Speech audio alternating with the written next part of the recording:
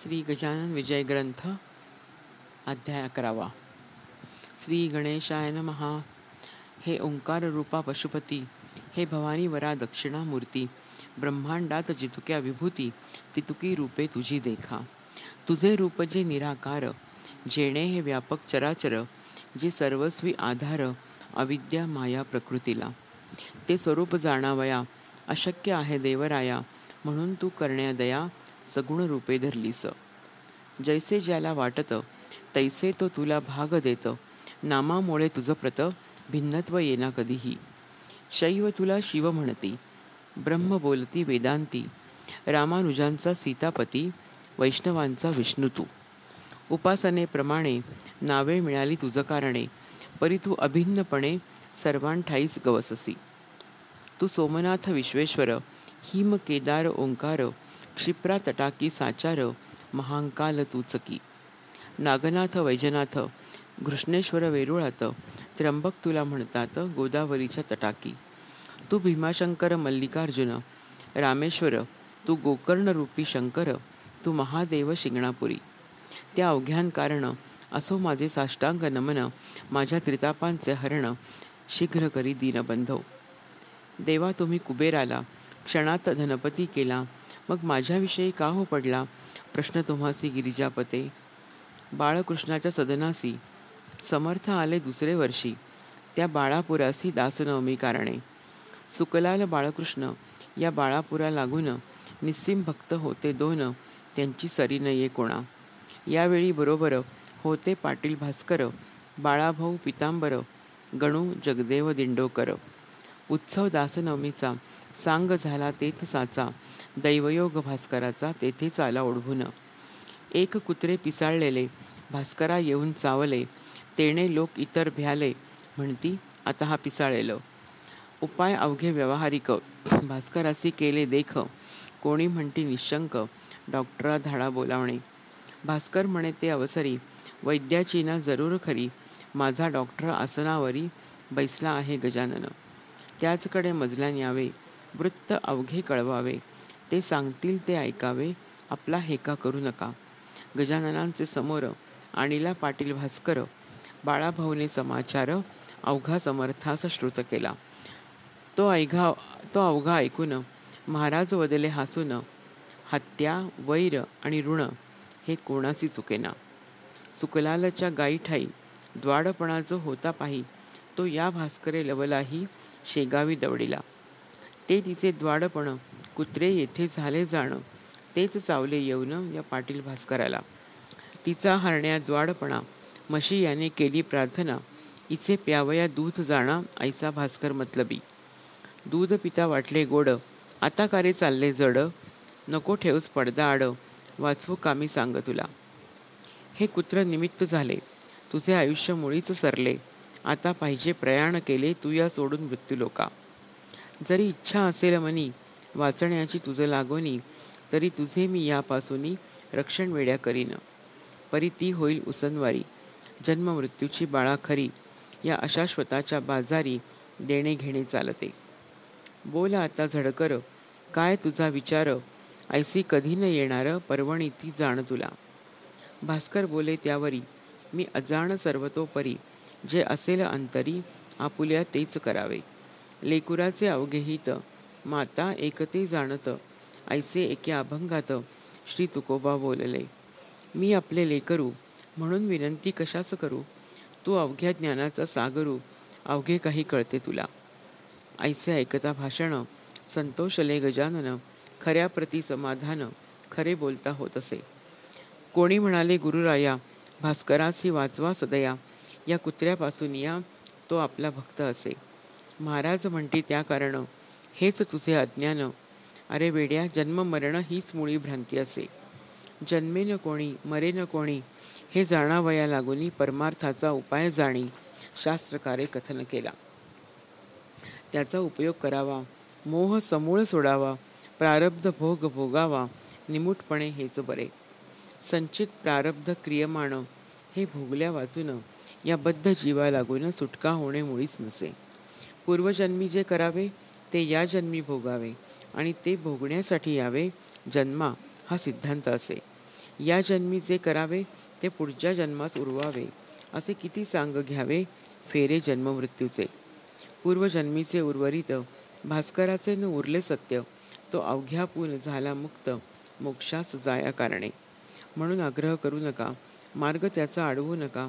काय भास्करासारखा भक्तराणा जन्मे पुन्हा? पूर्वजन्मीचे याचे वैरी कुत्रे होते निर्धारी, म्हणून ते या बाळापुरी चावते झाले भास्करास. त्याने अवघा आपुला डाव येथे साधला, तैसा जरी शेष उरला द्वेष मनी भास्कराच्या. तरी तो त्याचा द्वेष कारण पुढील जन्माचं कारण होईल भास्कराचं, दावा आपला उगवावया. म्हणून पूर्वजन्मीचे वैर सरले, आता न काही शेष उरले, या भास्करा कारण भले अवघ्या उपाधी निरसल्या. आता मी इतकेच करतो, 2 महिने वाचवतो, याला न पिसाळू देतो श्वानविषापासून. ते न मी केले जरी, हा जन्मास येईल पुन्हा परी, 2 महिने भूमीवरी उरले आयुष्य भोगावया. ऐसे ज्ञान ऐकले ते कित्येकाच नाही पटले, मात्र बाळाभाऊ आनंदले त्या बोधाते ऐकून. भास्करा, तू धन्य धन्य, संत सेवा केलीस पूर्ण, चुकले तुझे जन्म मरण, काय योग्यता वानू तुझी. ऐसा प्रकार झाल्यावरी मंडळी आली शेगाव नगरी, भास्कर बोले मधुरोत्तरी महाराजांच्या भक्तगणा. बाळापूरची हकीकत सांगे प्रत्येका इत्थंभूत, माझी विनंती जोडून हात, हीच तुम्हा भास्कर म्हणे. महाराज लादले शेगावा, याचा विचार करावा, या कीर्तीचा अमोल ठेवा, सांभाळा स्मारक करून. त्यांना स्मारकाची जरुरी नाही, ते पुढीलांसाठी पाही, ते स्मारक साक्षी देई त्यांच्या अमोल साधुत्वाची.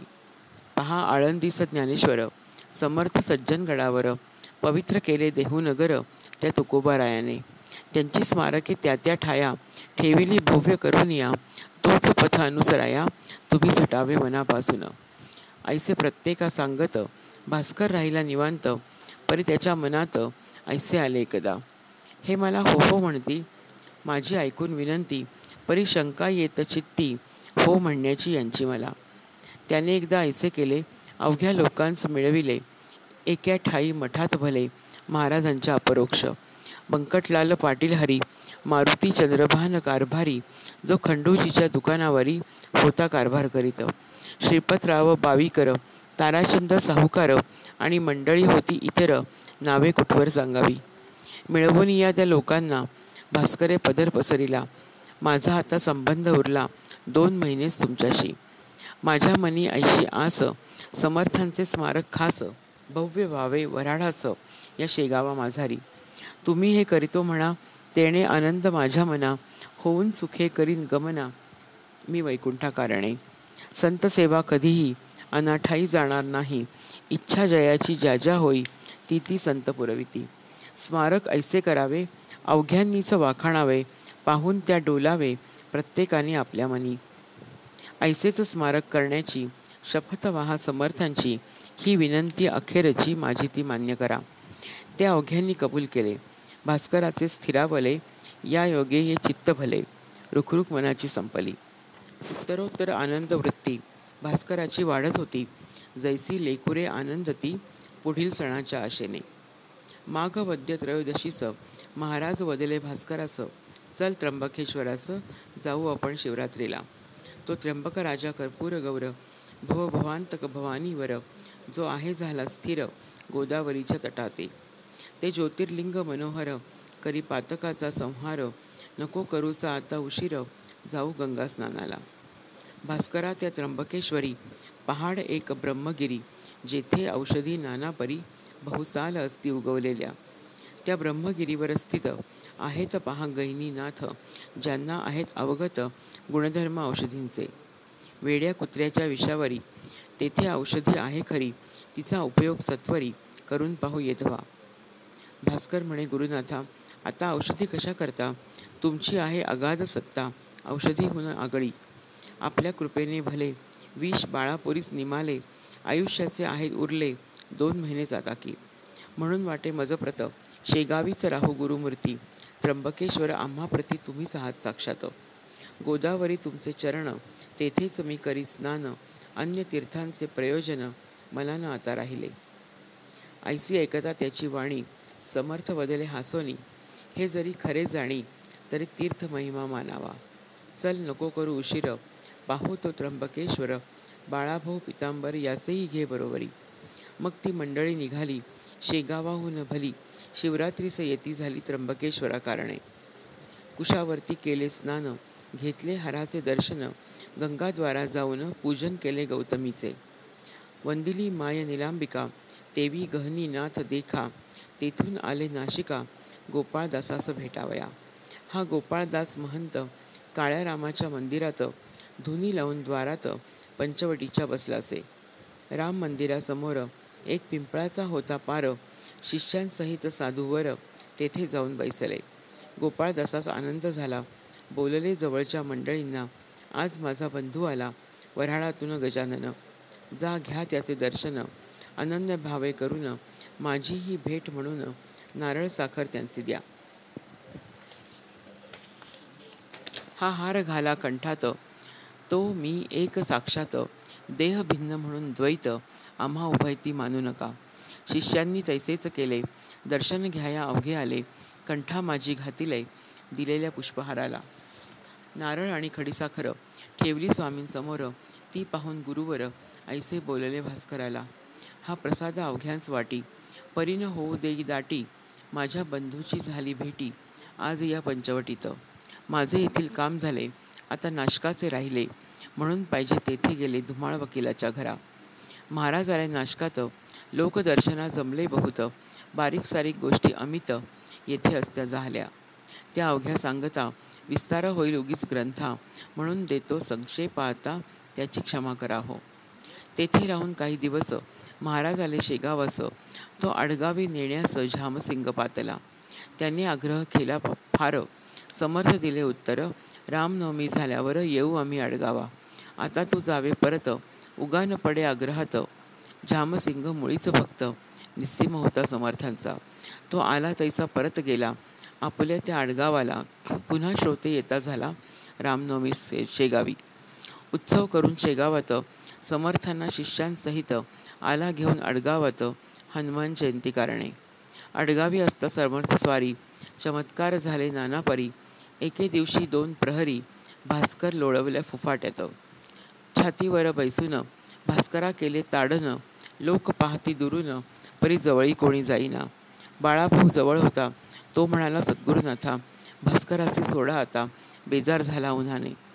तई म्हणाला भास्कर, बाळाभाऊ न जोडा कर, माझा हा साक्षात ईश्वर, काय करील ते करू दे. लोकांची वाटली चापट्या दिल्या, मला होतात गुदगुल्या, अनुभवाच्या गोष्टी भल्या अनुभवीत जाणती. पुढे घेऊन भास्करासी महाराज आले बिऱ्हाडासी, त्या आडगाव ग्रामासी उतरलेल्या ठिकाणास. बाळाभाऊस बोलले, अवघे आता 2 उरले, भास्कराचे दिवस भले, पंचमेला जाईल तो. आता मी जे कृत्य केले ताडनाचे रानात, ते का हे तुझं प्रत आले असेल कळून. तुझला या भास्करांनी मारवले होते छत्रीनी, शेगावी माझ्या करांनी, ते आहे का ध्यानात. ते क्रियमाण नासावया, त्यास मारिले ये ठाया, या एकाच गोष्टी वाचून या, अन्य नव्हता हेत काही. उत्सव पूर्ण झाल्यावर त्या आडगावीचा साचार, काय घडला प्रकार तो आता परियेचा. उत्सवाचा काला झाला, वद्य पंचमी दिवस आला, 1 प्रहर दिवसाला, समर्थ म्हणती भास्कराची, भास्करा तुझे प्रयाण आज दिवशी आहे जाण, पद्मासन घालून पूर्वाभिमुख बैसावे. चित्त अवघे स्थिर करी, चित्ती साठवावा हरी, वेळ आली जवळ खरी, आता सावध असावे. इतर जनाकारण म्हणू लागले करा भजन, विठ्ठल विठ्ठल नारायण, ऐसे उच्च स्वराने. हा तुमचा बंधू भला, जातो आज वैकुंठाला, त्याच्या करा पूजनाला माळ बुक्का वाहून. भास्करे घातले पद्मासन, नासागरी दृष्टी ठेवून, वृत्ती केल्या अवघ्या लीन, अंतर्मुख होऊन या. भक्त भास्करा पूजिती, माळा बुक्का वाहती, ते कौतुक पाहती, समर्थ दूर बसून. भजन झाले 1 प्रहर, मध्यानीस आला दिनकर, महाराजांनी हर हर शब्द केला मोठ्याने. त्या सरसा प्राण गेला भास्कराचा वैकुंठाला, संतांनी हाती धरले ज्याला, तो पाहुणा हरीचा. लोकपुस्ती महाराजांचं, कोठे करणे समाधीचं, या भास्कराच्या शरीराचं कोठे न्यावे ठेवावया. समर्थ अवघ्यान सांगती, द्वारकेश्वर जो पशुपती, ज्याच्या सन्निध आहे सती, तेथे ठेवा भास्कराला. ऐसी आज्ञा होता क्षणी विमान बांधिले लोकांनी, केळीचे खांब लावूनी चहूबाजूस विबुध हो. आत ठेवले कलेवर, पुढे भजनाचा होय गजर, मिरवित आणला भास्कर द्वारकेश्वराची आपाशी. सांग विधी समाधीचा, ते ठाई झाला साचा, लोक म्हणती महाराजांचा परमभक्त गेला हो. दुसरे दिवसापासून समाधीच्या सन्निध जाणं, होऊ लागले अन्नदान गोरगरिबांकारणे. स्थान द्वारकेश्वराचे, अडगावाच्या सन्निध साचे, अंतर 1 मैलाचे गावापासून उत्तरेचं. जागा द्वारकेश्वराची परमरमणीय होती साची, झाडी चिंच वृक्षांची होती विशेष ते ठाया. निंब अश्वत्थ मांदार, आम्र वटव औदुंबर, ऐसे वृक्ष होते इतर, शिवाय काही फुलझाडे. अडगाव अकोलीच्या मध्यंतरी हे ठिकाण निर्धारी, तेथे समाधी दिलेली खरी समर्थांनी भास्कराला. 10 दिवस अन्नदान झाले याचे वर्णन आम्ही नुकतेच केले श्रवण, संत भंडारा नावजाचे. चिंच वृक्षाच्या सावलीत जेवाया बसे पंगत, तै कावळे अतोनात त्रास देऊ लागले. काव काव ऐसे करती, द्रोण पात्रींचे उचलून नेती, मलोत्सर्ग तोही करती जेवणाऱ्यांच्या अंगावर. त्या योगे लोक त्रासले, कावळ्यांस हाकू लागले. भिल्लांनी ते तयार केले तीर कमठे त्या मारावया. तै बोलले गजानन, अवघ्या लोकां लागून नका मारू त्या कारण, अवघा अपराध त्यांचा काही नसे. या भंडाऱ्यात येण्याचा हेतू इतकाच आहे त्यांचा, प्रसाद आपणा भास्कराचा इतरांपरीस मिळावा. का की हा भास्कर वैकुंठी गेला साचार, या पितृलोकावर नाही मुळीच राहिला. 10 दिवसपर्यंत प्राण अंतरिक्षात राहे परिभ्रमण करीत, सपिंडी होता जाय पुढे. त्या 11व्या दिवशी बळी देती कावळ्याशी, काक जेव्हा स्पर्शेल त्यासी, तेव्हाच प्राण जातो पुढे. त्या बलिदानाचे कारण भास्करा नुरले साचे, म्हणून या कावळ्यांचे पित्त गेले खवळून. आत्मा या भास्कराचा मुळीच मुक्त झाला साचा, जो पाहुणा वैकुंठीचा झाला आहे येधवा. या सोमसूर्य लोकांचे कारण त्यासी नुरले साचे, म्हणून पिंडदानाचे नुरले पहा प्रयोजन. जयाला न ऐसी गती, त्याच्यासाठी पिंड देती, कावळ्यांची वाट पाहती पिंड ठेवून कलशावर. म्हणून कावळे रागावले, त्यांनी हे जाणितले, भास्कराने गमन केले एकदम वैकुंठ लोकाला. म्हणून आम्हा प्रसाद त्यांचा मिळू द्या या भंडाऱ्याचा, ऐसा विचार कावळ्यांचा दिसतो या कृतीने. तुम्ही त्यांस मारू नका, मीच तया सांगतो देखा. अहो जीवांनो माझे ऐका, गोष्ट आता सांगतो जी. तुम्ही उद्यापासून वर्ज करा हे ठिकाण, ना तरी भास्करा लागून येईल माझ्या कमीपणा. आज प्रसाद घेऊन तुम्ही तृप्त व्हा अवघे जण, मात्र उद्यापासून या स्थळाशी येऊ नका. ऐसे महाराज बोलले, ते भाविकांची अवघे पटले. परी कुत्सित जे का बसले होते त्या मंडळीत, ते एकमेका लागून म्हणते झाले हसून, ही गजाननाने केली वाणी अस्थानिकी निरर्थक. पक्षी कुठे का वागतात मानवाच्या आज्ञेत, पाहू याची प्रचित उद्या मुद्दाम येऊनी. हे वेडे काही बोलती, भाविका नादी लावती, आपले स्तोम माजविती, संतत्वाचे निरर्थक. अहो साजेल ते बोलावे, जे का पचेल तेच खावे, उसनेनं कधी आणावे अवसान ते अंगात.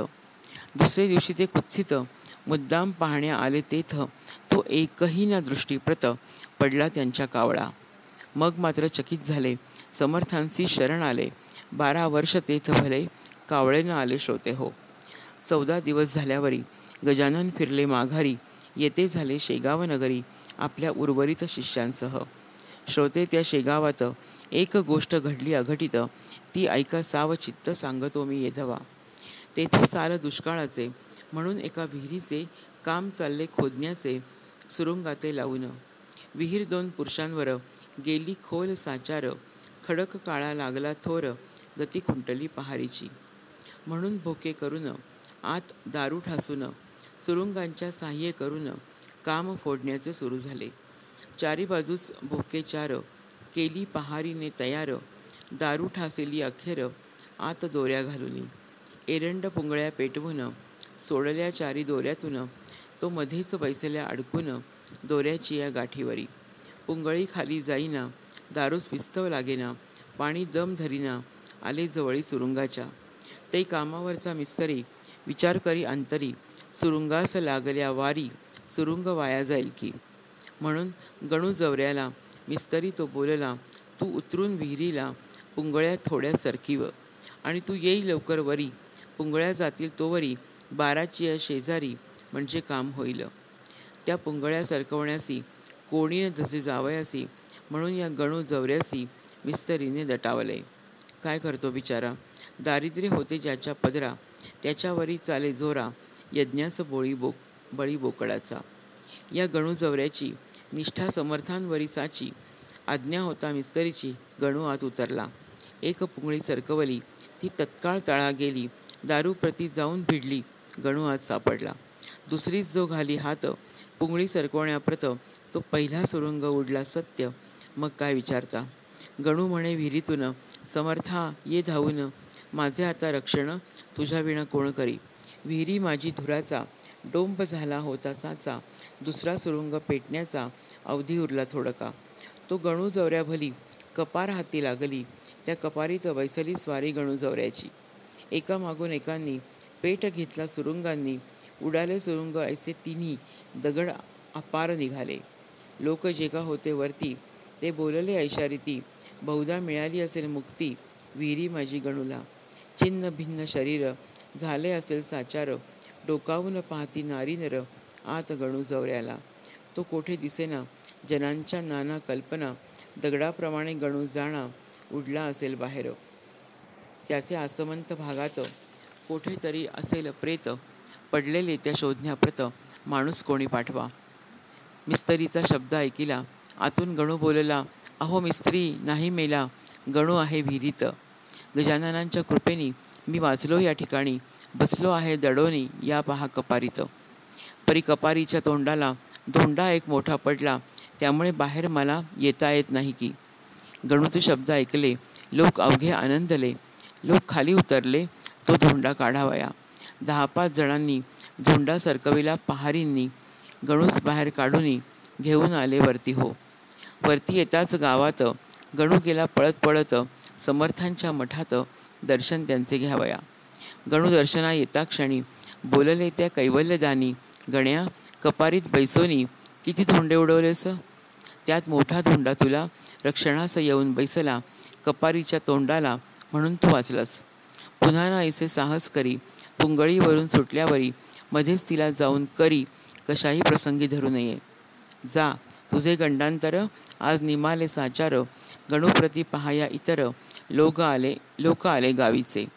गणू म्हणे सद्गुरुनाथा, सुरुंगचारी पेटता, तूच मला देऊन हाता कपारीत बैसविले, म्हणून मी वाचलो. तुझे पाय पहाया आलो, ना तरी असतो मेलो, विहिरी माझी गुरुराया. ऐसे गजानन कृपेचे महिमान आहे थोर साचे, ते साकल्ले वर्णण्याचे मसी नाही सामर्थ्य. श्री दासगणो विरचित हा श्री गजानन विजय नामे ग्रंथ आल्हादावो भाविकांप्रत, हेच इच्छी दासगणो. शुभम भवतु. श्री हरिहरार्पणमस्तु. इति श्री गजानन विजय ग्रंथस्य 11 समाप्ताः.